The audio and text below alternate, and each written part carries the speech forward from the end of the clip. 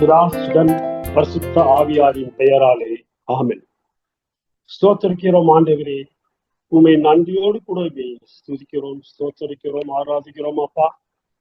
இது நாள் வரை தாங்கள் எங்களை கண்ணின் மணி போல பாதுகாத்து வந்த கிருபைக்காக உமக்கு கோடான கோடி நன்றியை ஏறெடுக்கிறோம் தகப்பனே.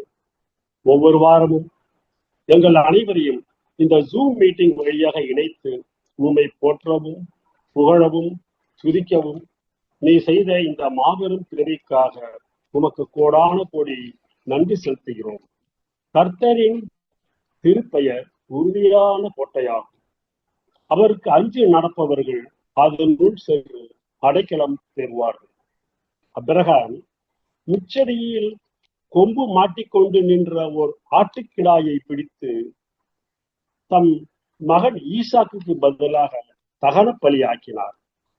அப்ரஹாம் அந்த இடத்திற்கு யெகோவா ஈரே என்று பெயரிட்டார். கர்த்தர் எல்லாம் பார்த்து கொள்வார் என்று இந்நாள் வரைக்கும் சொல்லப்பட்டு வருகின்றது. மோசே ஒரு பலிபீடத்தை கட்டி அதற்கு யெகோவா நிசி என்று பெயரிட்டு அழைத்தார். மேலும் நானே நல்ல மேய்ப்பன், நான் ஆடுகளை அறிந்திருக்கின்றேன், என் ஆடுகளும் என்னை அறிந்திருக்கின்றன, ஆடுகளுக்காக என் ஜீவனையும் கொடுக்கிறேன் என்கிறார் ஆண்டவர். நாமும் இப்பாடலை பாடி ஆண்டவர் இயேசு கிறிஸ்துவை ஆராதிப்போம். கர்த்தர் நாமம் என் புகழிடமே, கருத்தோடு துதித்திடுவே. கர்த்தர் நாமம் என் புகழிடமே, கருத்தோடு துதித்திடுவே. யெகோவா ஈரே, எல்லாமே பார்த்து கொள்வே. யெகோவா ஈரே, எல்லாமே பார்த்து கொள்வே. கலங்களப்பா நாங்கள் கலங்களப்பா, கலங்களப்பா நாங்கள் கலங்களப்பா. கர்த்தர் நாமம் என் புகழிடமே, கருத்தோடு துதித்திடுவே. யெகோவா நிசியே, என்னாலும் வெற்றி தருவே. யெகோவா நிசியே, என்னாலும் வெற்றி தருவே. ஸ்தோத்திரமே அப்பா, ஸ்தோத்திரமே, ஸ்தோத்திரமே அப்பா, ஸ்தோத்திரமே. கர்த்தர் நாமம் என் புகழிடமே, கருத்தோடு துதித்திடுவே. யெகோவா ரப்பா, சுகம் தரும் தெய்வமே. யெகோவா ரப்பா, சுகம் தரும் தெய்வமே.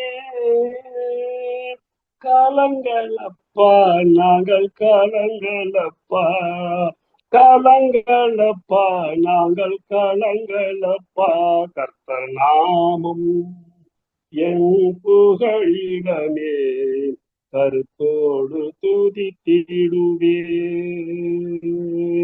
யெகோவா ரூவா, எங்கள் அல்ல மேய்ப்பரே.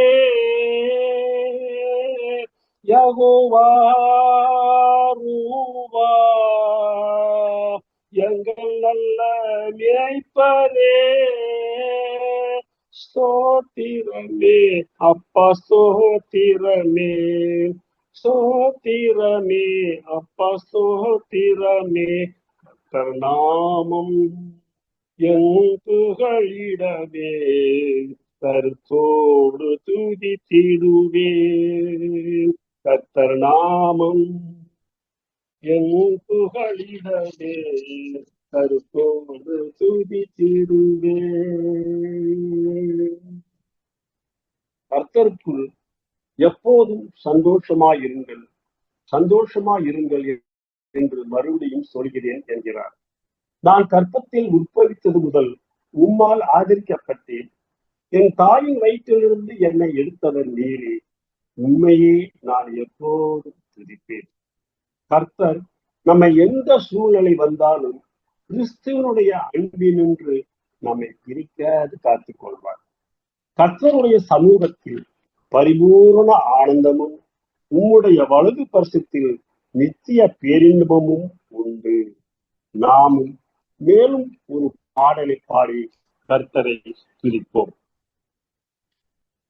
மகிழ்வோம் மகிழ்வோம் தினம் ஆக மகிழ்வோம், இயேசு ராஜன் நம் சொந்தமாயினார். மகிழ்வோம் மகிழ்வோம் தினம் ஆக மகிழ்வோம், இயேசு ராஜன் நம் சொந்தமாயினார். இந்த பார்தலத்தின் சொந்தக்காரர் அவர், எந்தன் உள்ளத்தில் சொந்தமானார். ஆனந்தமே பரமானந்தமே, இது மாபெரும் பாக்கியமே. இந்த பாதலத்தின் சொந்தக்காரர் அவர், எந்தன் உள்ளத்தில் சொந்தமானார். சின்னம் சிறு வயதில் என்னை குறித்து விட்டார், தூரம் போயினும் கண்டு கொண்டார். சின்னம் சிறு வயதில் என்னை குறித்து விட்டார், தூரம் போயினும் கண்டு கொண்டார். தமது ஜீவனை எனக்கும் அளித்து ஜீவன் பெற்றுக்கொள் என்றுரைத்தார். தமது ஜீவனை எனக்கும் அளித்து ஜீவன் பெற்றுக்கொள் என்றுரைத்தார்.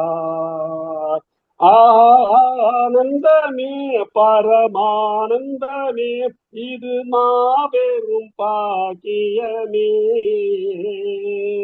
இந்த பார்தலத்தின் சொந்தக்காரர் எந்தன் உள்ளத்தில் சொந்தமானார். எந்த சூழ்நிலையும் அவர் அன்பில் நின்று என்னை பிரிக்காது காத்து கொள்வார். எந்த சூழ்நிலையும் அவர் அன்பில் நின்று என்னை பிரிக்காது காத்து கொள்வார்.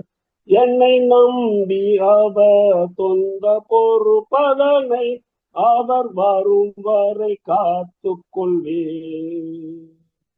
என்னை நம்பி அவர் தந்த பொறுப்பதனை அவர் வரும் வரை காத்து கொள்வேன். ஆனந்தமே பரமானந்தமே, இது மாபெரும் பாக்கியமே. இந்த பார்தலத்தின் சொந்தக்காரர் அவர், எந்தன் உள்ளத்தில் சொந்தமானார்.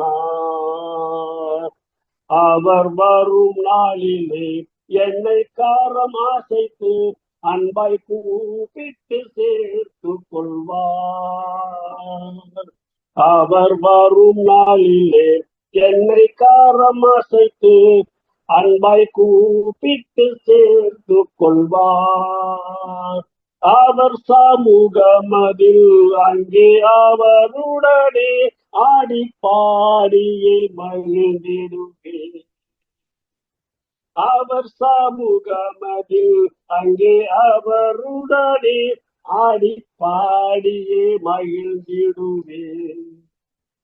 ஆனந்தமே பரமானந்தமே, இது மாபெரும் பாக்கியமே.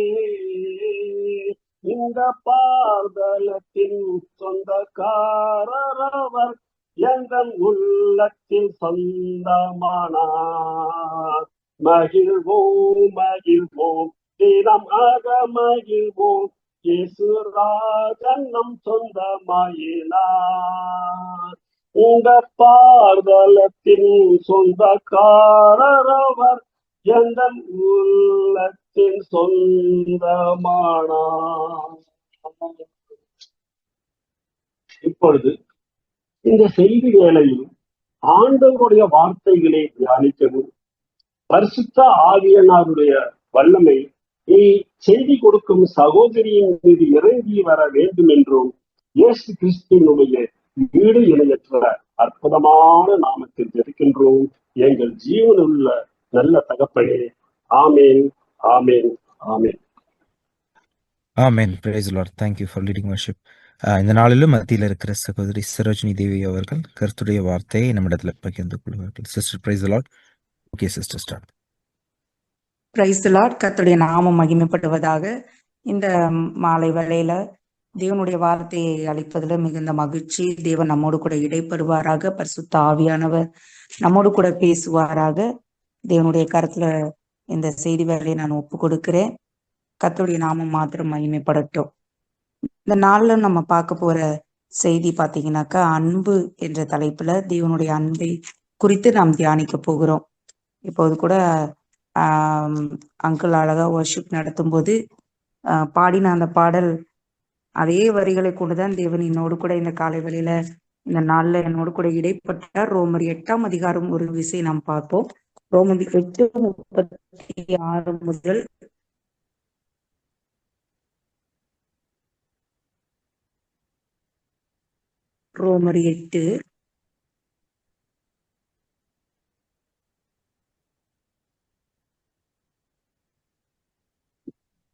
ரோமர் 8ஆம் அதிகாரம் 36 முதல் 39வது வசனம். யாராவது வாசிப்போம்.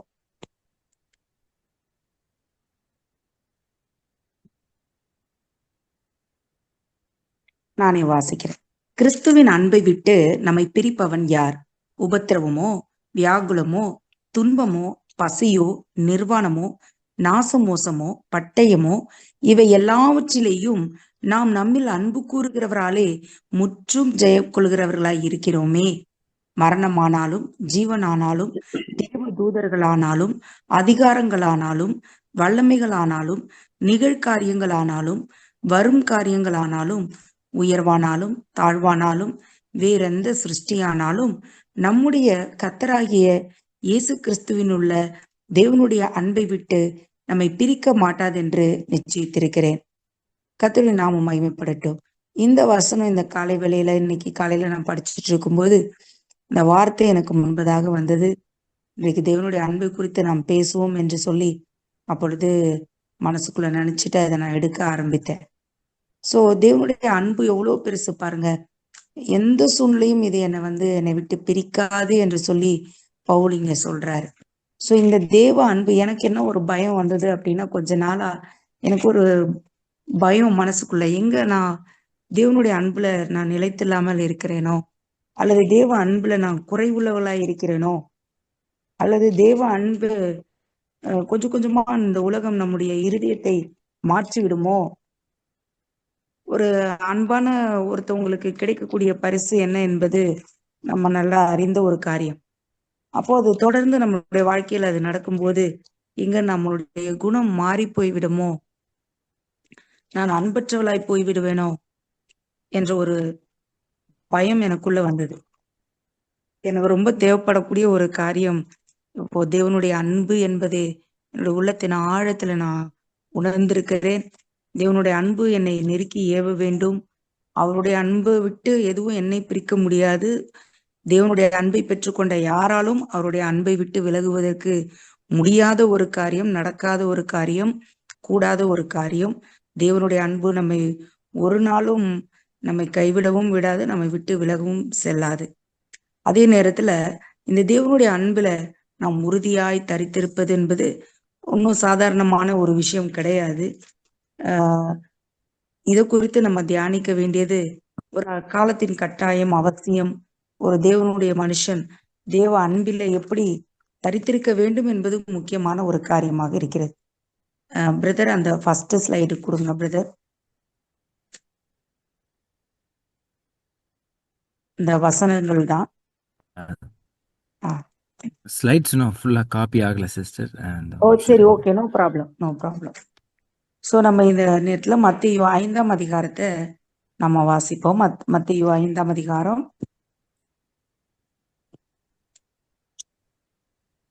மத்தேயு 5ஆம் அதிகாரத்தில் மத்தேயு 22 மத்தேயு 22ஆம் அதிகாரம் 36 முதல் 40வது வசனம் வாசிப்போம்.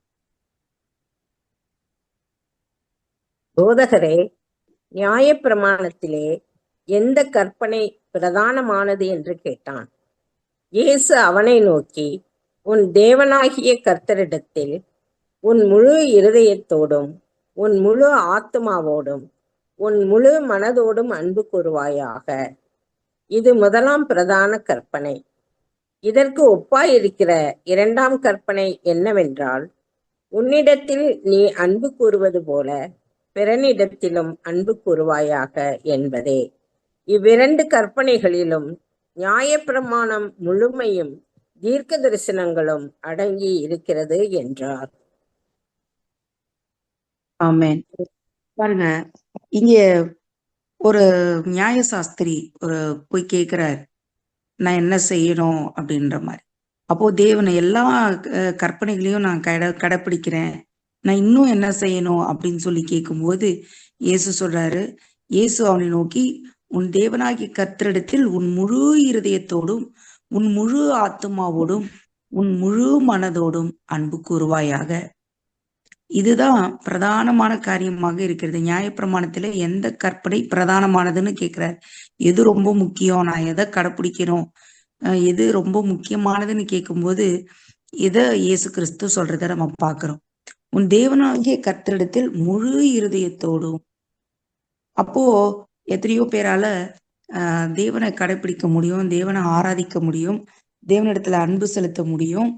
ஆனா அதே நேரத்துல அது ஒரு அறகுறையானதாகவோ அல்லது முழுமையற்றதாகவோ பேரளவிலோ கூட ஒருவேளை இருக்கலாம். ஆனா ஆண்டவர் நமக்கு என்ன சொல்லி கொடுக்கிறாரு? தேவனிடத்துல முழு இருதயத்தோடும் முழு ஆத்துமாவோடும் முழு மனதோடும் அன்பு கூறுவாயாக. இதுதான் முதலாவது கற்பனை என்று இயேசு சொன்னது மாத்திரம் சொல்லியிருக்கிறார். இதை நமக்கும் கற்றுக் கொடுத்திருக்கிறார். நம்முடைய வாழ்க்கையில நாம் எப்படி தேவனை நாம் நேசிக்கணும், எந்த அளவு நேசிக்கணும், எந்த சூழ்நிலை, எந்த அளவு, அதாவது எந்த அளவு என்பதை அவர் நமக்கு செஞ்சு காமிச்சிட்டாரு அவருடைய வாழ்க்கையில. பாருங்க, 1 யோவான் 4:9 நான் வாசிக்கிறேன்.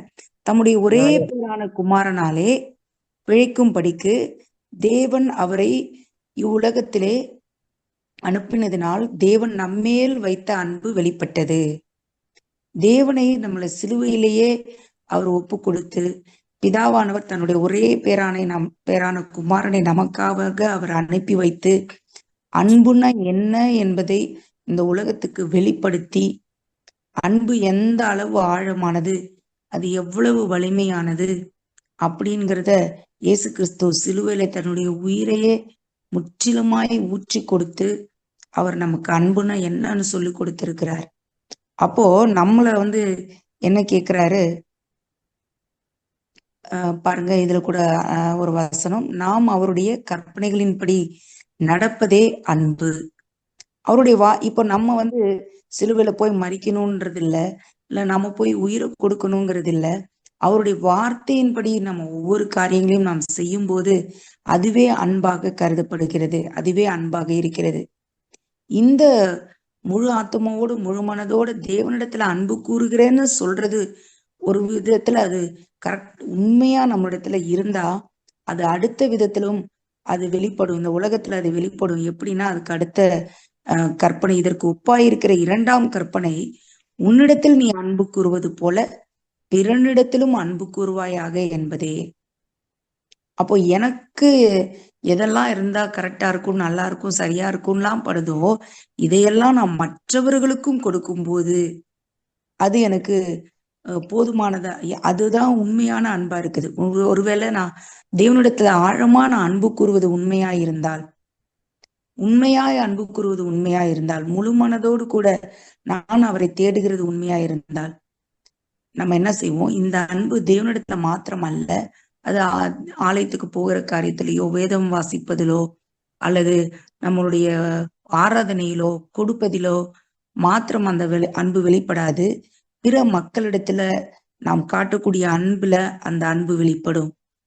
பாருங்க, வேதத்துடைய முழு 3 எழுத்துல இந்த முழு வேதத்தையும் முடிச்சிடலாம் அப்படின்னா அது அன்புங்கிற ஒரே வார்த்தையில நாம் கூறிவிட முடியும்.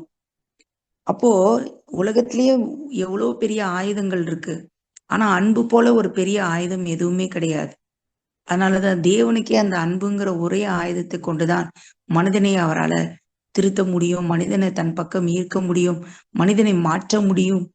மனிதன் முழுவதுமாய் அன்புக்கு அடிமையான ஒரு மனிதன். தேவனும் என்னதான் எதிர்பார்க்கிறான்னா அன்பே அவரும் உருவாக இருக்கிறார். தேவன் அன்பாகவே இருக்கிறார். So God is love. அவரே அன்பா இருக்கும்போது அவருடைய சிருஷ்டியாகிய நாமும் அதே அன்பை தான் எதிர்பார்க்கிறவர்களாக இருக்கிறோம். அதனாலதான் தேவன் என்ன சொல்றாரு, அன்பு கூற சொல்றாரு. அவரே அன்புக்கு இயங்கக்கூடிய தேவன்னு நான் உணர முடியுது. அவர்கிட்ட எவ்வளவோ இருக்கு, அண்ட சராசரங்கள் எவ்வளவோ விஷயங்களை படைத்திருக்கிறார். நம்மளால படிச்சுக்கிட்டே போலாம். அவ்வளோ விஷயங்கள், அவ்வளோ காரியங்கள், அவ்வளோ சிருஷ்டிப்புகள், எவ்வளவோ காரியங்கள் தேவனுடைய கரத்துல இருந்தும் அவர் மனிதனுடைய அன்புக்கு அவர் எவ்வளவு பெரிய அடிமையாக இருக்கிறார் என்பது நம்மளால நன்கு உணர முடியும். அப்போ இதே அன்பை தான் நீங்க மற்றவர்களிடத்திலும் காட்டணும்னு சொல்லி இருக்கிறார். நம்ம அநேக நேரத்துல என்ன பண்றோம், நம்முடைய சுபாவம் என்ன பண்ணுது, அநேக நேரம் நம்ம அன்பை காட்டுவதற்கு பதிலாக வெறுப்பை காட்டக்கூடிய சூழ்நிலையில நம்ம தள்ளப்படுறோம், அல்லது சூழ்நிலைகள் நம்மளை அப்படி தள்ளுது. ஆனா வேத வசனம் நமக்குள்ள ஊன்றப்பட்டிருக்கும் பொழுது, தேவனுடைய அன்பு நமக்குள்ள ஊற்றப்பட்டிருக்கும் பொழுது நம்ம நிச்சயமா அன்புள்ளவர்களாத்தான் காணப்பட முடியும். இதே பாருங்க, ரோமர் 5ஆம் அதிகாரம் 5 முதல் 8வது வசனம் வாசிப்போம். ரோமர் 5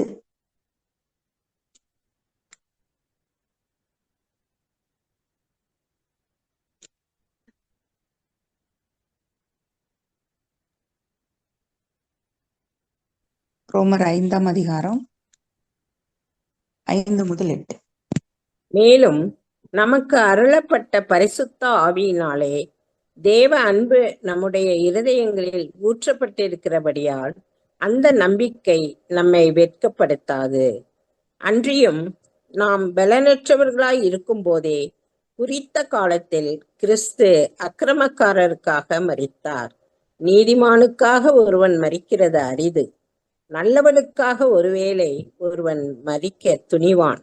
நாம் பாவிகளாய் இருக்கையில் கிறிஸ்து நமக்காக மரித்ததினாலே தேவன் நம்மேல் வைத்த தமது அன்பை விளங்க பண்ணுகிறார். இப்படி நாம் அவருடைய இரத்தத்தினாலே நீதிமான்கள் ஆக்கப்பட்டிருக்க, கோபாக்கினைக்கு நீங்களாக அவராலே நாம் ரட்சிக்கப்படுவது அதிக நிச்சயமாமே. நாம் தேவனுக்கு சத்துருக்களாய் இருக்கையில். ஆமென். தேங்க்யூமா, ரொம்ப நன்றி. பாருங்க, மேலும் நமக்கு அருளப்பட்ட பரிசுத்த ஆவியினாலே தேவ அன்பு நம்முடைய இருதயங்களில் ஊற்றப்பட்டிருக்கிறபடியால் அந்த நம்பிக்கை நம்மை வெட்கப்படுத்தாது. பாருங்க, தேவ அன்பு குறைஞ்சு போயிடுமோன்னு எனக்கு ஒரு பயம். ஏன்னா எனக்கு டெய்லி இந்த பிள்ளைகளை ஹேண்டில் பண்ணும்போது எனக்கு அந்த பயம் வருது. ஏன்னா எங்க நம்ம ஹார்டா மாறிடுவோமோ அப்படிங்கிற ஒரு பயம் எனக்குள்ள. ஏன்னா பிள்ளைங்க அடங்குறதே கிடையாது. டிசிப்ளின்றதுல ரொம்ப கஷ்டமான ஒரு காரியமா இருக்கு இன்னைக்கு இருக்க காலகட்டத்துல. அப்போ எனக்கு ஒரு பயம், எங்க நான் அன்பா இவங்கள கையாளாம போயிடுவேனோ, எங்கேயும் நான் வெறுப்பை காட்டிடக்கூடாது அப்படிங்கிற ஒரு பயம் மனசுக்குள்ள. அப்போ வசனம் என்ன சொல்லுது, தேவனுடைய அன்பு நமக்கு பரிசுத்த ஆவியினாலே நம்முடைய இருதயங்களில ஊற்றப்பட்டிருக்கிறது. அது ஒரு நாளும் அது குறையாது. ஜீவ நதி போல அது நமக்குள்ள பாயும். பரிசுத்த ஆவியானவர் நம்மளை விட்டு விலக போறதே இல்லை. அவர் நம்ம கூடயே இருக்கும்போது அப்போ அந்த தேவ அன்பு நமக்குள்ள ஊற்றப்பட்ட அந்த அன்பு ஊறிக்கொண்டேதான் இருக்கும். ஒரு நாளும் அது குறைஞ்சு போறதுக்கு நிச்சயமா வாய்ப்பு இல்லை. ஆனாலும் அதுல எனக்கு இந்த வசனத்தை படிச்சதும் ஒரு சமாதானம். அப்பா, தேவ அன்பு நம்முடைய இருதயத்துல அவர் ஆவியானவர் ஊற்றிருக்கிறார். என்னுடைய சாதாரண ஒரு மனுஷியா என்ன பாத்தீங்கன்னா நான் ரொம்ப கொடூரமானவளா தான் இருப்பேன். ஒரு சாதாரண மனுஷியா இருந்திருந்தா நான் ஆண்டவரை அறியாத ஒரு மனுஷியா இருந்திருந்தா நான் எதுக்கும் அஞ்சாத ஒரு முரட்டான ஒரு பெண்ணாக தான் நான் இருந்திருப்பேன்றது என்னுடைய கருத்து. எனக்கு அன்பு இருந்திருக்குமா அப்படிங்கிறது எனக்கு தெரியல. ஆனா என்றைக்கு தேவன் நமக்குள்ள வந்திருக்கிறாரோ, அவருடைய அன்பு நமக்குள்ள ஊற்றப்பட்டு இருக்கிறது. அவருடைய அன்பு அந்த அன்பு நம்மை வெட்கப்படுத்தாது. அந்த நம்பிக்கை நம்மை வெட்கப்படுத்தாது. அன்றியும் நாம் பலனற்றவர்களாய் இருக்கும்போதே அவருடைய அன்பு எப்பொழுது நமக்காக அவர் அன்பு காட்டியிருக்கார் பாருங்க. நம்ம நீதிமானா இருந்து நமக்கு அன்பு காமிச்சா பரவாயில்ல. நான் மோசமானவளா இருக்கும்போது, நான் பாவியா இருக்கும் பொழுது, நான் ஒருத்தருக்கும் பிரயோஜனம் இல்லாத இருக்கும் பொழுது அவர் அன்பு காண்பித்து எனக்காக அவர் சிலுவையில மரித்து எனக்காக என்றைக்கோ ஒரு விடுதலை உண்டாக்கி வைத்து பாவியா இருக்கிற நமக்காக, பாவியா இருந்த எனக்காக அவர் தண்டனையை ஏற்றுக்கொண்டு அன்புன்னா என்ன, தேவன் நம்மேல் வைத்த தமது அன்பை விளங்க பண்ணுகிறார். இவ்வளவு அன்பா உள்ள தெய்வம். அவர் தம்முடைய அன்பை நமக்கு ஊற்றி இருக்கிறார். அவருடைய அன்பு நம்மை விட்டு விலகாது. அப்போ நம்ம நல்லவங்களை தான் நேசிக்கணும்னு ஆண்டவர் நமக்கு சொல்லி தரல. பாவியா இருக்கும்போது நம்மை நேசிச்சாரே, அதே போலதான் நம்மளை சுற்றி அநேக விதமான மக்கள் இருப்பாங்க. பலவிதமான மக்கள் இருக்கிறாங்க. இன்னைக்கு விதவிதமா இருக்கிறாங்க. நம்ம இன்னும் நிறைய பார்க்க வேண்டியதெல்லாம் நிறைய இருக்குது. ரொம்ப வித்தியாசமான சூழ்நிலைகள் எல்லாம் பார்க்கிறோம். ஆனா தேவன் பாருங்க, யாரு நல்லவங்கன்னு செலக்ட் பண்ணி அவர் ஒன்னும் அன்பு காட்டல. பாவியா இருந்த நம்ம மீதுதான் அன்பு காண்பித்தார். நீதிமான்களுக்காக அல்ல, ஒரே ஒரு பாவி நிமித்தம் அவர் இந்த உலகத்துக்கு வந்தார். 99 ஆட்டுகளை குறித்தால தொலைந்து போன, ஓடி போன, கீழ்ப்படியாத அந்த ஒரு ஆட்டை தேடி தேவன் ஓடுகிறார். அப்போ அப்படிப்பட்ட அன்பை தேவன் நமக்கு கொடுத்திருக்கிறபடினால் நாம் இன்னும் உணர்ந்து கொள்ள வேண்டியது, அன்பு கிடைக்காதவர்களுக்கு மத்தியில, அன்புன்னு என்னன்னு தெரியாதவர்களிடத்திலும், மோசமானவர்களிடத்திலும் கூட சில சூழ்நிலையில நம்ம எல்லா இடத்துலயுமே நம்ம தேவ அன்பை நாம் வெளிப்படுத்த வேண்டும். இயேசு தன்னுடைய அன்பை வெளிப்படுத்தினார். ஒரு கிறிஸ்தவனுடைய அடையாளம் அவனுடைய ஆடையிலோ அல்லது அவர்களுடைய உடையிலோ அல்லது அவங்களுடைய நடவடிக்கை கலாச்சாரத்திலேயோ காட்டுவதை விட அவருடைய வாழ்க்கையில அன்புங்கிற வாழ்க்கையில காணப்பட வேண்டும். அவளை பார்த்ததும் கிறிஸ்டியன் ஏதோ ஒரு விதத்துல விமன்ஸ் அந்த போட்டு வைக்கலையா, அப்படியா, ஒரு கிராஸ் போட்டிருக்காங்களா, ஏதோ ஒண்ணு வச்சு ஐடென்டிஃபை பண்ணலாம். ஆனா அந்த ஐடென்டிபிகேஷன்ஸ் எல்லாத்தையும் விட இவங்க கிறிஸ்தவங்களா தான் இருக்கணும் அப்படின்னு சொல்ற அளவுக்கு நாம் அன்புடையவர்களா இருக்க கண்டிப்பா தேவனும் எதிர்பார்க்கிறார். உலகமும் இந்த அன்பை நம்மிடத்துல எதிர்பார்க்கிறது.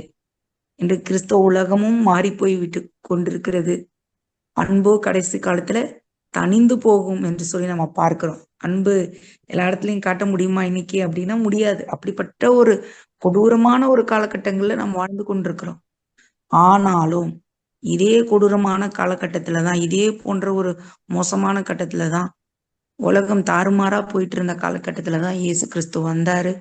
அவர் நமக்காக மரித்தாரு. தன்னை சுற்றிலும் இருந்த துரோகிகளா இருந்தவர்களையும் தன்னை சுத்தமா நேசிக்காத தன்னுடைய ஜனங்களையும் கூட அவர் எவ்வளவாய் நேசித்தார், எவ்வளவாய் அன்பு கூர்ந்தார், எவ்வளவாய் அவர்களை மன்னித்தார் என்பதை நம்ம பார்க்க முடிகிறது. நேரத்துல கூட ரோமர் 8ஆம் அதிகாரம், ரோமர் 5ஆம் அதிகாரம் வாசிச்சிட்டோம். ரோமர் 8ஆம் அதிகாரம் 36 முதல் 39வது வசனம். அதான் நம்ம முதல்ல வாசிச்சோம்னு நான் நினைக்கிறேன். ஆமா, ரோமர் 13ஆம் அதிகாரம் வாசிப்போம்.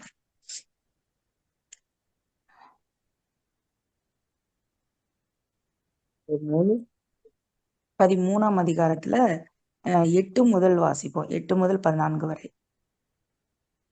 ஒருவரிடத்தில் ஒருவர் அன்பு கூறுகிற கடனே அல்லாமல் மற்றொன்றிலும் ஒருவனுக்கும் கடன்படாதிருங்கள்.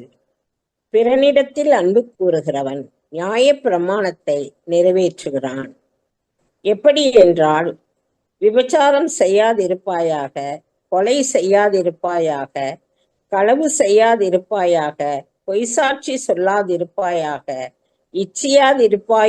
இருப்பாயாக என்கிற இந்த கற்பனைகளும் வேறே எந்த கற்பனையும் உன்னிடத்தில் நீ அன்பு கூறுகிறது போல பிறனிடத்திலும் அன்பு கூறுவாயாக என்கிற ஒரே வார்த்தையில் தொகையாய் அடங்கியிருக்கிறது. அன்பானது பிறனுக்கு பொல்லாங்கு செய்யாது. ஆதலால் அன்பு நியாயப்பிரமாணத்தின் நிறைவேறுதலாய் இருக்கிறது. ஆமென். ஆமென்.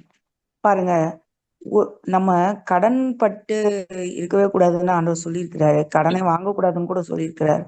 ஆனா அன்புல நாம் கடன் பட்டவர்களாய் இருக்க வேண்டும். ஒருவரில் ஒருவர் அன்பு கூறுகிற கடனே அல்லாமல் மற்றொன்றிலும் ஒருவனுக்கும் கடன் படாதுங்க. வேற கடன் எதுவுமே இருக்கக்கூடாது. ஆனா அன்பு கூறுதல கடன் பட்டவர்களாய் இருக்க வேண்டும். பிறனிடத்துல அன்பு கூறுகிறவன் நியாய பிரமாணத்தை நிறைவேற்றுகிறான். இதுக்கு முன்னாடி நம்ம வாசிச்சோம் இல்லையா? அதுலயே கூட அதோடைய அடுத்த வசனத்துல அன்பு கூறும்போது நமக்கு ரட்சிப்பு உண்டாகிறது என்று சொல்லி நம்ம பார்க்கலாம். இதுலயும் அப்படிதான் சொல்லப்படுகிறது. பிறனிடத்துல அன்பு கூறுகிறவன் நியாய பிரமாணத்தை நிறைவேற்றுகிறான். எனக்கு தோணும், நம்ம ரொம்ப அன்பா இருக்கிறதுனால நம்மள ரொம்ப லீனியன்ட்டா எடுத்துக்கிறாங்க, ரொம்ப அட்வான்டேஜா எடுத்துக்கிறாங்க, நம்மள சில நேரத்துல ஒதுக்கி தள்ளுறாங்க, சில நேரத்துல மரியாதை கிடைக்க வேண்டிய இடத்துல நமக்கு மரியாதைங்கிறது ஒண்ணு கிடைக்காம போயிருது.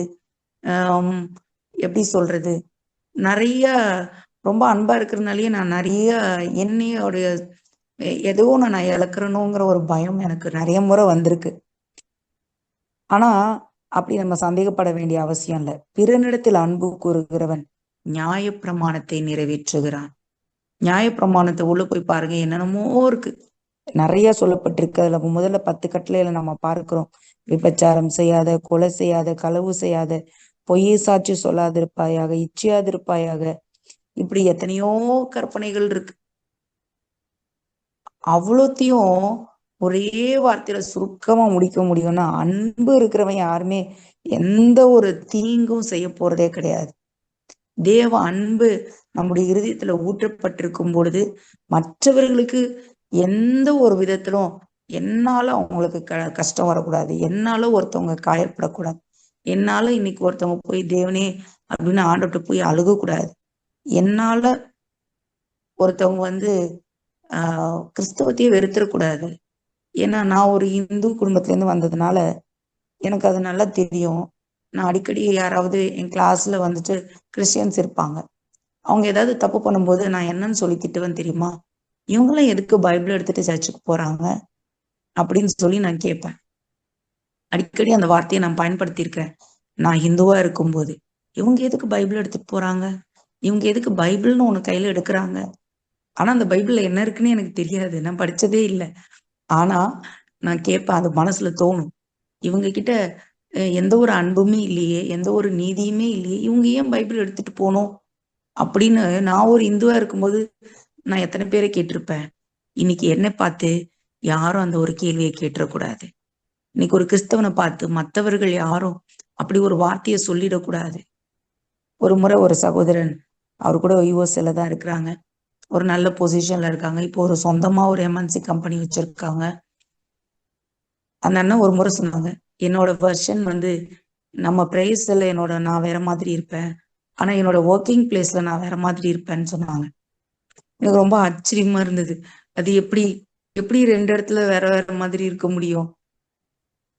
எனக்கு அப்படிலாம் இருக்க முடியலையே, ஒரே மாதிரி இருக்கிறதுனாலதான் ஒருவேளை பிரச்சனையோ அப்படின்னு கூட தோணும். அந்த இடத்துல நான் எத்தனையோ பேரை விருத்தி தள்ளிட்டு தான் இந்த இடத்துக்கே நான் வந்திருப்பேன், ஒரு ஹை பொசிஷனுக்கு வந்திருக்கேன் அப்படின்ற மாதிரி சொல்லும்போது எனக்கு ரொம்ப பயமா இருந்தது. எப்படி இதை சொல்ல முடியுது? எப்படி ஒரு கிறிஸ்தவர்களால அதை செய்ய முடியுது?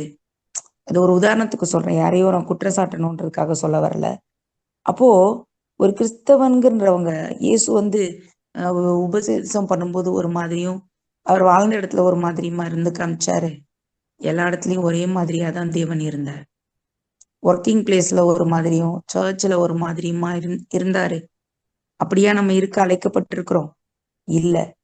அப்போ அன்பு கூறும்போது நியாயப்பிரமாணத்தை நிறைவேற்றுகிறோம். ஒவ்வொரு யூதனுடைய கனவு என்ன? இந்த நியாயப்பிரமாணத்தெல்லாம் நான் நிறைவேற்றிடணும், நான் தேவனுக்கு பரலோகத்துக்கு போயிடணும், இதெல்லாம் நான் செஞ்சிடணும் அப்படின்னு அவன் என்னென்னமோ பிரயாசப்படுறான். எந்த பிரயாசமும் பட தேவையில்லை. அன்புங்கிற ஒண்ணு இருந்தா இது எல்லாம் நிறைவேற்றியதற்கு சமமாகும். அப்போ உலகம் இதுக்கு பிரைஸ் கொடுக்குமா? நம்ம அன்பா இருக்கிறதுனால யாராவது நம்மள ரொம்ப ஏதாவது பிரைஸ் கொடுத்துட போறாங்களா? இல்ல யாராவது ரொம்ப நம்மளை அப்ரிஷியேட் பண்ணிட போறாங்களா? யாராவது நம்மளை கனப்படுத்துவாங்களான்னா அதெல்லாம் நம்ம எதிர்பார்க்க கூடாது. ஏன்னா இயேசுக்கு என்ன பிரைஸ் கிடைச்சதுன்னு நமக்கு நல்லா தெரியும். ஆனா நமக்கு தேவன் நம்மை அறிந்திருக்கிறார். ஒரு வசனம் கூட ஆஹ் ஆஹ் இருந்தது. இருங்க, நான் உங்களுக்கு பார்த்து சொல்றேன் அந்த வசனத்தை.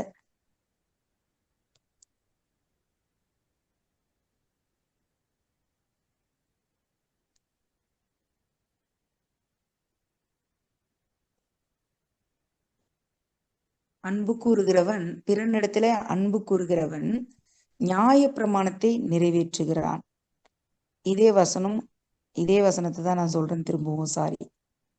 பிறனிடத்தில் அன்பு கூறுகிறவன் நியாய பிரமாணத்தை நிறைவேற்றுகிறான். அப்போ யாராலையும் நிறைவேற்ற முடியாதுன்னு நினைச்ச அந்த அத்தனையும் தேவ அன்பு நமக்குள்ள ஊற்றப்பட்டிருக்கிறபடினால நம்மளால இத நிறைவேற்றினதுக்கு சமமாக அது கருதப்படுகிறது. அப்போ உலகத்துல இதுக்கு நமக்கு பிரைஸ் கிடைக்குமான்னு நம்ம பார்க்க கூடாது. எப்பவும் அந்த தேவ அன்பு, இன்னைக்கு நம்ம ரட்சிக்கப்பட்ட ஆண்டவரிடத்துல வரும்போது எப்படி ஒரு குழந்தைய போல வந்தோம், எவ்வளவு ஒரு கள்ளக்கபடம் இல்லாமல் நம்ம வந்தோம், எந்த அளவுக்கு தேவ அன்பை நாம் ருசி பார்த்தோம். அந்த தேவ அன்பை எப்பவும் தேவன் நம்ம இடத்துல அதே மாதிரி அன்பா இருக்காரே. எவ்வளவு சூழ்நிலைகள்லயும் அவர் நம்ம மேல அன்பாதான் இருக்கிறார். எத்தனையோ முறை நம்ம தடுமாறி போன போதும், தடமாறி போன போதும், விட்டு விலகிட்டு ஓடின போதும், எத்தனையோ சூழ்நிலை பின்வாரி வாங்கி போன போதும் ஒரே அன்பாதான் தேவன் இருக்காரு. என்னைக்குமே அவரு மாற்றா எனக்கு தெரியவே இல்லை. எப்பவும் அதே அன்போடு இருக்கிற நம்முடைய தேவனை வணங்குகிற நாம் அப்படிப்பட்ட அன்பை மற்றவர்களிடத்திலும் செலுத்த நம்ம கடமைப்பட்டிருக்கிறோம், கடன் பட்டிருக்கிறோம். இன்னைக்கு பாத்தீங்கன்னா குடும்பத்திலேயே அன்பு கூற முடியல, பெற்றோர்களிடத்துல அன்பு கூற முடியல, உடன் பிறந்தவர்களிடத்துல அன்பு கூற முடியல, சபையில இருக்கக்கூடியவர்களிடத்துல அன்பு கூற முடியல, ஒரு வேலை ஸ்தலத்துல அன்பு கூற முடியல, ஏன் பக்கத்து வீடு, அண்டை வீடு, அவர்களிடத்துல அன்பு கூற முடியல. வெறுப்புணர்வோடையே ஒருத்தவங்களை நம்ம பார்க்கக்கூடிய சூழ்நிலைகள். பார்வைய 1000 சொல்லும். அநேகரை பார்த்தாவே தெரியும், ஐயோ அவங்க நம்மள என்ன நினைக்கிறாங்க அப்படின்னு சொல்லிட்டு. அப்போ கிறிஸ்தவர்கள் ஒவ்வொருத்தரும் கிறிஸ்துவை போய் அறிவிக்கணுங்கிறத விட அவர் சொன்ன அன்பின்படி நம்ம நடந்தாவே போதும், நம்ம யாருன்னு அவங்க ஆராய்ச்சி பண்ண ஆரம்பிப்பாங்க. நம்ம கும்பிடுற தேவன் யாருன்னு அவங்க யோசிப்ப ஆரம்பிப்பாங்க. அவங்களுடைய வேதம் அவர்களை எவ்வளவு அன்புள்ளவர்களாக மாற்றி இருக்குது அப்படிங்கிறத அவங்க பார்ப்பாங்க. இதுதான் நம்ம நடமாடுகிற நிருபமா இருக்க முடியுமே தவிர வேற எந்த ஒரு ஆயுதமும், ஒரு பிரசங்கன்ற ஆயுதமோ, அல்லது நான் வசனத்தை வீடுக்குள்ள ஒட்டி வச்சுக்கிட்டாலோ, அல்லது ஒளிபெருக்கியிலேயே வசனத்தை போட்டு விட்டாலோ ஒன்னும் யாரும் மாறப்போறது இல்லை. அப்போ நம்ம எல்லாருமே இந்த அன்பை மற்றவரிடத்துல வெளிப்படுத்துவதன் மூலமாக தான் கிறிஸ்துவை நாம் வெளிப்படுத்த முடியும், கிறிஸ்துவை அறிவிக்க முடியும். அப்போ ஒரு தேவ மனுஷனுக்கு இந்த அன்பு ரொம்ப ரொம்ப முக்கியமா காணப்படுகிறது. அப்ப இந்த அதிகாரத்திலேயே பார்க்கும்போது 10வது வசனம், அன்பானது பிறனுக்கு பொல்லாங்கு செய்யாது. ரோமர் 13:10. அன்பானது பிறனுக்கு பொல்லாங்கு செய்யாது, ஆதலால் அன்பு நியாய பிரமாணத்தின் நிறைவேறுதலாய் இருக்கிறது. ஒரு பொல்லாங்கு செய்யாது. அடுத்தவர்களை தள்ளிட்டு தான் நான் மேல வரணும் அப்படின்னா அப்படி ஒரு உயர்வு எனக்கு தேவையே கிடையாது. ஒரு கிறிஸ்தவனுக்கு அது ஆசீர்வாதமா இருக்க வாய்ப்பே கிடையாது. இன்னைக்கு நம்ம நிறைய பார்த்துட்டு இருக்கோம். இன்னும் இப்ப கூட ஒரு ரிதன்யா அப்படின்ற ஒரு கேஸ் வைரலா போயிட்டு இருக்கு.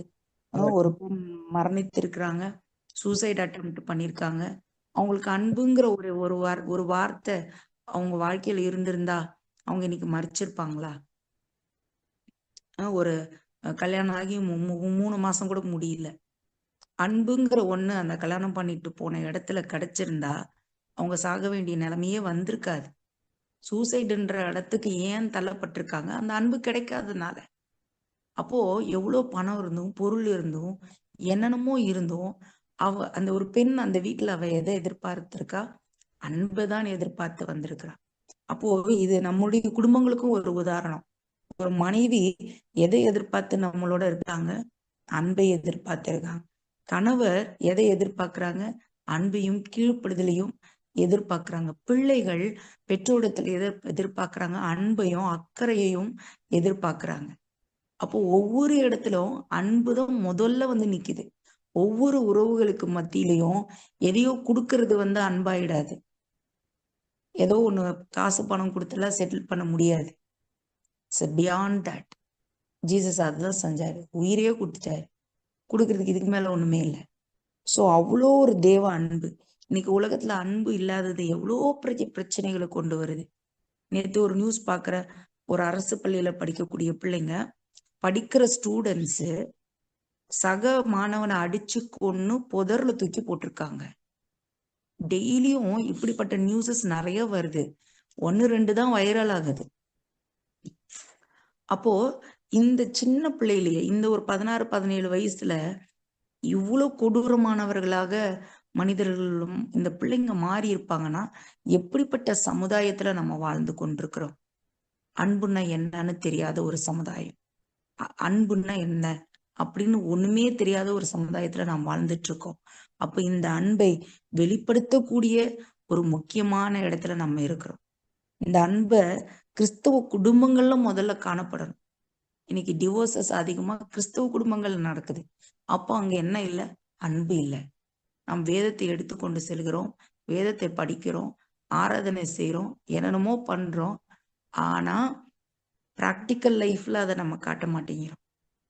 பிராக்டிக்கல் லைஃப்ல அது இல்லை. அப்போ இந்த நாள்ல கூட நம்ம நாமே ஆராய்ந்து செய்து கொள்வது நமக்கு நலமாக இருக்கும். ஆமே. இங்க பாருங்க, பிரதர் கூட இந்த ஒரு வசனத்தை போட்டிருக்காங்க. அன்பு அயோக்கியமானதை செய்யாது. 1 கொரிந்தியர் 13ஆம் அதிகாரம் ஃபுல்லா அன்பு குறித்து சொல்லப்பட்டிருக்கிறது. அதே போல இந்த ரோமர் 13லயும் பாத்தீங்கன்னா அன்பு குறித்து சொல்லப்பட்டிருக்கிறது. அயோக்கியமானதை செய்யாது, தற்பொழிவை நாடாது, சினம் அடையாது, தீங்கு நினையாது.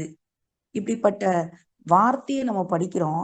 அப்படிப்பட்ட மனிதர்களை நம்ம பார்க்க முடியுதா? அப்படிப்பட்டவங்க நம்ம வாழ்க்கையில் இருந்தாங்கன்னா அது பெரிய பொக்கிஷம். எனக்கு இந்த வசனத்தெல்லாம் படிக்கும்போது உண்மையா சொல்றேன், பெருமைக்கெல்லாம் நான் சொல்ல வரல. எங்களுடைய ஹஸ்பண்ட் எனக்கு தோணும். அவர் என்கிட்ட கோவப்பட்டது கிடையாது, தீங்கு செஞ்சது, ஏன்னா ஒரு நாளும் ஒரு கஷ்டப்படுத்தினது கிடையாது. எங்க வீட்டுல எல்லாருமே சொல்லுவாங்க, என்ன இருக்கோ இல்லையாப்பா உனக்கு நல்ல ஹஸ்பண்ட் கிடைச்சிருக்காங்க. எனக்கு நிறைய பேர் சொல்லுவாங்க, உங்க ஹஸ்பண்ட்காக உபவாசம் இருந்து கடவுளுக்கு நன்றி சொல்லு. அவ்வளோ, அதாவது வார்த்தையில இல்ல, ஒரு வாழ்க்கையில செய்து காண்பிக்கிறத. இது மாதிரி ஒரு சிலரை தான் நம்ம பார்க்க முடியுது. சினம் அடையாம, தீங்கு நினைக்காம, அயோக்கியமானதை செய்யாம, தற்பொழிவை நாடாம. அடுத்து வசனம் போடுங்க பிரதர், அந்த ஸ்லைட்ஸ போடுங்களேன். நான் இந்த வசனங்கள் பாருங்க. உங்கள் அன்பு மாயமற்றதா இருக்க கடவுது. இன்னைக்கு வந்து பாத்தீங்கன்னா மாயம். இன்னைக்கு அன்புன்ற பேர்ல வம்புதான் நிறைய நடக்குது. இந்த வசனத்துக்கே எத்தனை இன்டர்பிரிட்டேஷன்ஸ் எல்லாம் வச்சிருக்காங்கன்னு அனுபவப்பட்டவங்களுக்கு தெரியும். இந்த அன்புன்ற வார்த்தையை எவ்வளவு தவறாக பயன்படுத்துறாங்கன்றது எனக்கு தெரியும். ஆனா நம்முடைய அன்பு மாயமற்றதா இருப்பதாக. நிறைய பேர் வாயில சர்க்கரையா கையில கொக்கரையா அப்படின்னு சொல்லுவாங்க. அது மாதிரி சர்க்கரையா பேசுவாங்க, ஆனா மனதிலேயோ வன்மம் இருக்கும். மனதிலேயோ இது வெளியில எங்கேயும் பார்த்த விஷயங்கள் இல்லை. கிறிஸ்தவ வட்டாரங்களில, குடும்பங்கள்ல, எங்க சொந்த குடும்பங்கள்ல பார்க்கக்கூடிய விஷயங்கள். அன்பு மாயமற்றதா இருப்பதாக வார்த்தையில இருக்கு, ஆனா உண்மையா இல்லை. உதட்டளவுல இருக்கு, ஆனா உண்மையா இல்லை. ஆனா ரோமர் 12ஆம் அதிகாரத்துல 9வது வசனத்துல பவுல் என்ன சொல்லிருக்காரு? உங்க அன்பு மாயமற்றதாக இருக்க வேண்டும். மாயமாக யாரிடத்துல அன்பு செய்யறது கூடவே கூடாது. அதுக்கு நேரடியா கூட பகைச்சிட்டு போயிடலாம். பகைய வேண்டாம். பகை விரோதங்களை எழுப்பும், அன்போ சகல பாவங்களையும் மூடும்.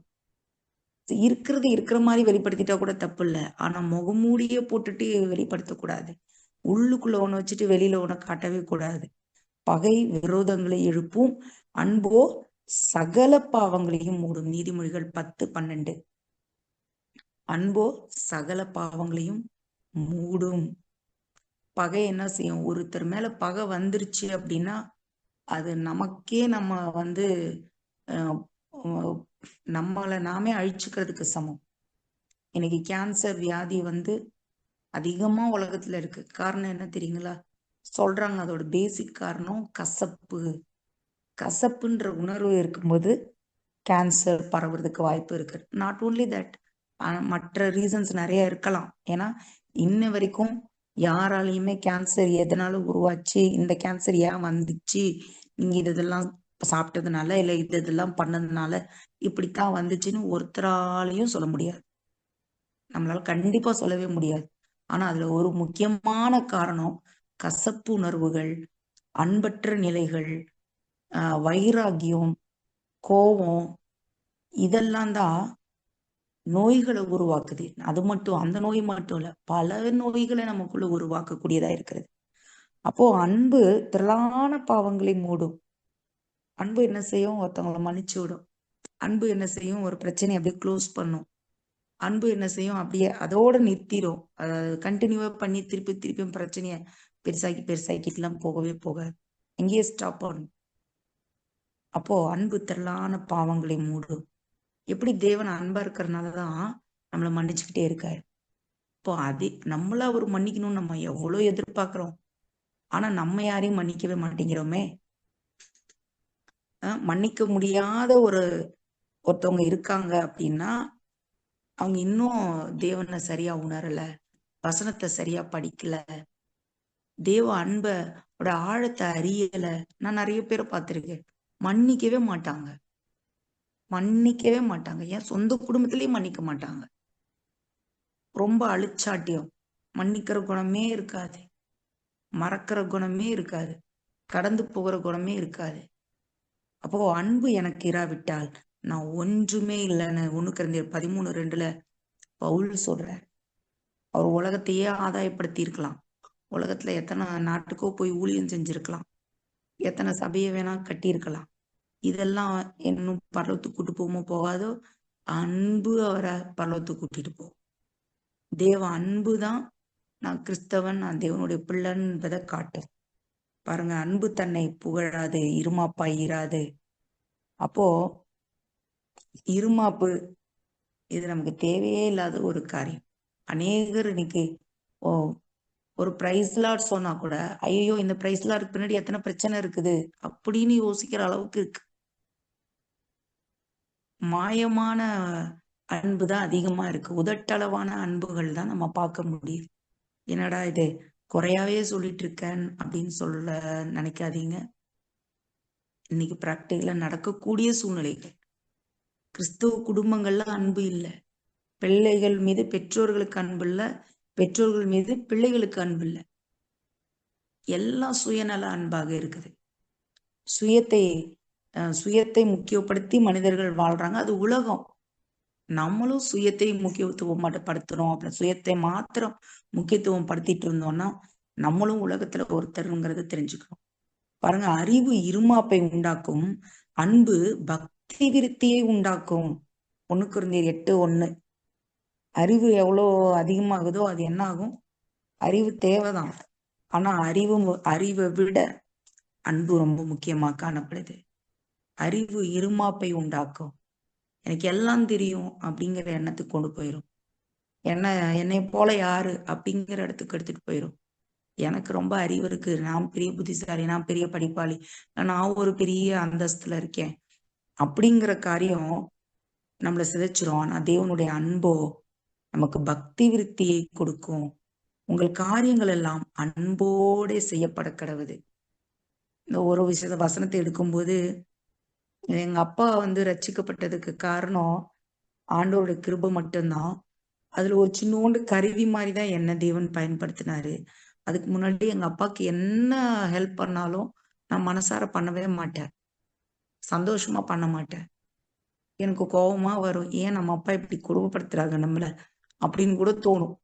நம்மள இவ்வளோ நேரம் கால் மிதிச்சோட சொல்றாங்க, இவ்வளோ நேரம் அப்பாவுக்கு தான் எல்லா வேலையும் செய்ய வேண்டியதா இருக்கு, அன்பாவே நான் அதை செஞ்சதே இல்லை, பயத்துல செய்வேன். என்னைக்கு நான் ரட்சிக்கப்பட்டனோ அன்போட கூட நான் ஒவ்வொரு காரியத்தையும் நான் எங்க அப்பாவுக்கு செஞ்சேன். கொஞ்ச நாள் அவர் ரட்சிக்கப்பட்டார். இதேதான் இன்னைக்கு குடும்பங்கள்ல ரட்சிக்கப்படாத கணவனோ, ரட்சிக்கப்படாத மனைவியோ, அல்லது ரட்சிக்கப்படாத உறவினர்களோ யார் இருந்தாலும் அவர்கள் ரட்சிக்கப்படுவது நம்முடைய அன்பை வெளிப்படுத்தும் போது மாத்திரம்தான். அன்பு எனக்கு இராவிட்டால் எனக்கு பிரயோஜனம் ஒன்றும் இல்லை. நம்ம என்ன செஞ்சாலும் அது பிரயோஜனமாக இருக்காது. தேவ அன்பு மாத்திரமே நம்ம வாழ்ற இந்த கிறிஸ்தவ வாழ்க்கைக்கு ஒரு அர்த்தத்தை கொடுக்கக்கூடியதாக இருக்கும். அப்போ இந்த அன்புங்கிறது ஒன்றும் ஈஸியான விஷயமும் இல்லை. இப்போ நம்ம அன்பாவே இருக்கணும் அப்படின்னு சொல்லிட்டு நம்ம டிசைட் பண்ணிட்டோம். ஓகே, அன்பாவே இருக்கணும்னு நம்ம டிசைட் பண்ணிட்டோம். எல்லா இடத்துலயும் அன்பாவே இருக்க முடியுதா? இருக்க முடியுமா? இருக்க முடியும். அதே நேரத்துல இன்னைக்கு இருக்கிற காலம் எப்படி இருக்குது? ரொம்ப டிசைட் பண்ண வேண்டியது இருக்கு, யோசிக்க வேண்டியது இருக்கு. யாருக்கும் ஒரு உதவி செய்யறதுக்கு முன்னாடி கூட இந்த உதவியால ஒரு பிரச்சனை வருமா அப்படின்னு யோசிக்க வேண்டியது இருக்கு. ஆனாலும் சொல்றேன், அன்பு ரொம்ப பெருசு.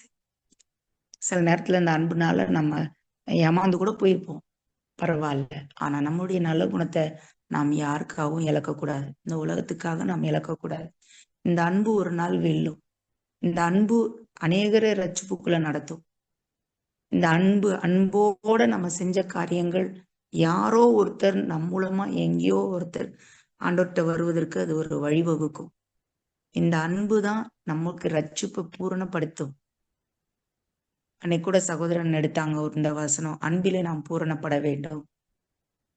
பாருங்க, இந்த வசனம் கூட யூதா 1:21, தேவனுடைய அன்பிலே உங்களை காத்து கொண்டு நித்திய ஜீவனுக்கு ஏதுவாக நம்முடைய கர்த்தராகிய இயேசு கிறிஸ்துனுடைய இரக்கத்தை பெற காத்திருங்கள்.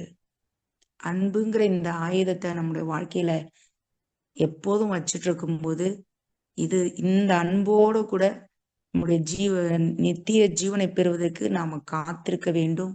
அப்பொழுது தேவனுடைய இரக்கத்தை நாம் பெற முடியும். அப்பொழுது நம்ம பூரண ரட்சிப்பை பெற முடியும். பரலோகத்துக்கு அப்போதான் நம்ம போகவும் முடியும். ஆமேன். அவரோட பிள்ளைங்க அப்படிங்கும்போது நம்ம அவரை மாதிரி தானே இருப்போம். எங்க அப்பா மாதிரி தானே நான் இருப்பேன். என்னோட அப்பியரன்ஸ் எல்லாம் பாத்தீங்கன்னா நான் அப்படியே எங்க அப்பா மாதிரி தான் இருப்பேன், எங்க அத்தை மாதிரி இருப்பேன். அப்போ நான் தேவனுடைய பிள்ளைன்னு சொன்னா அவர் எப்படி இருப்பாருன்னு யாருமே போய் பார்த்தது இல்லை.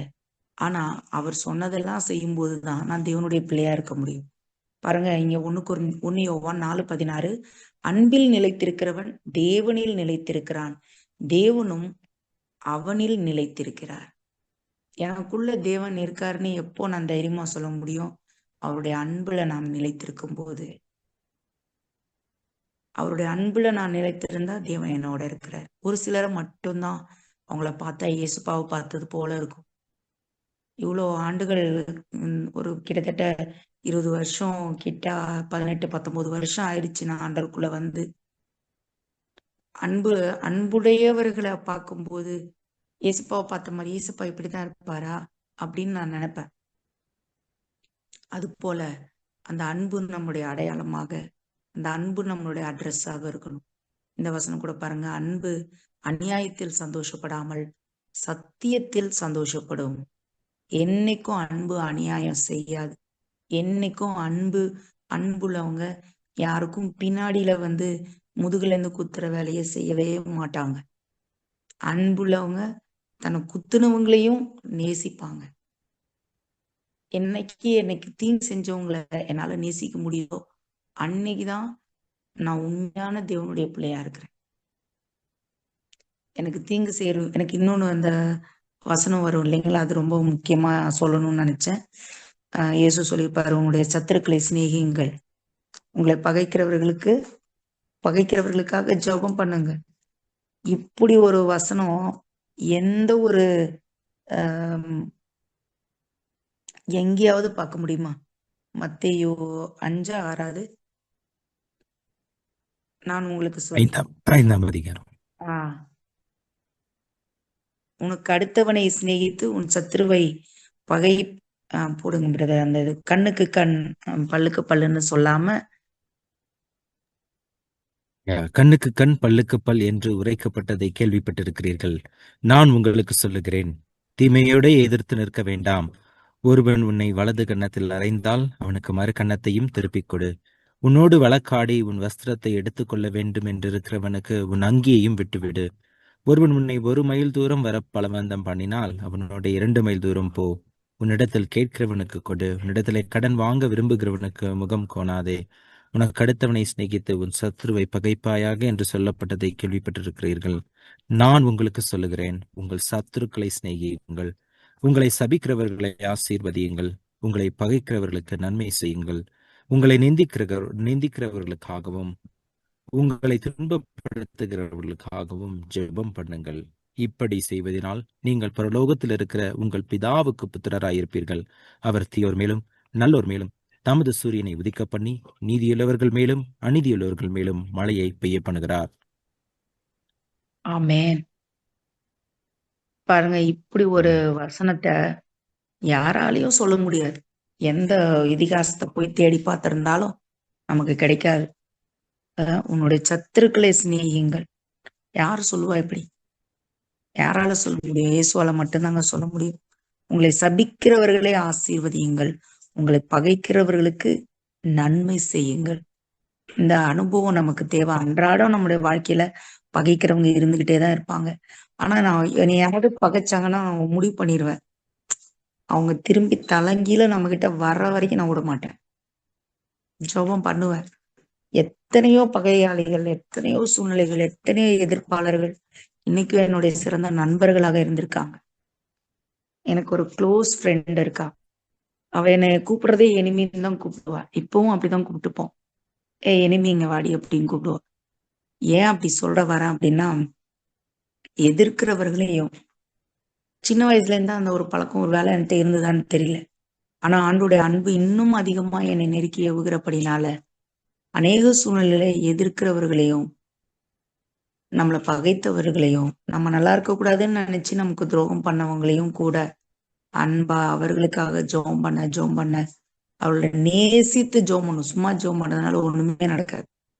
அவர்களுக்காக நாம் நேசித்து அவர்களுக்காக ஜெபம் பண்ணும்போது நம்ம இடத்துல அவங்க திரும்பி வருவாங்க. நீங்க கர்த்தருக்கு உன்னுடைய வழிகள் கர்த்தருக்கு பிரியமா இருந்தால் உன்னுடைய சத்துருக்களும் உன்னோடு கூட வந்து சமாதானம் ஆவார்கள். நிச்சயமா இந்த வசனம்லாம் நம்முடைய வாழ்க்கையில நடக்கும். இந்த நாள்ல கூட நம்ம நிறைய நேரத்துல நம்ம அன்பற்றவர்களாக கூட இருந்திருக்கலாம். கசப்பான உணர்வுகளை வெளிப்படுத்தி இருக்கலாம். அந்த காரியங்களுக்காக நம்முடைய உலகத்துல தேவன் வெளிப்படுத்தினா நம்ம அதுக்காக ஆண்டோடத்துல ஒப்புரவாவோம். எப்பொழுதும் அன்பா இருக்க நம்ம தீர்மானம் எடுப்போம். தேவனுடைய அன்புல நாம் நிலைத்திருப்போம். தேவன் நம்மளே நிலைத்திருப்பார். கர்த்தருடைய நாமம் மகிமைப்படுவதாக. ஆமென்.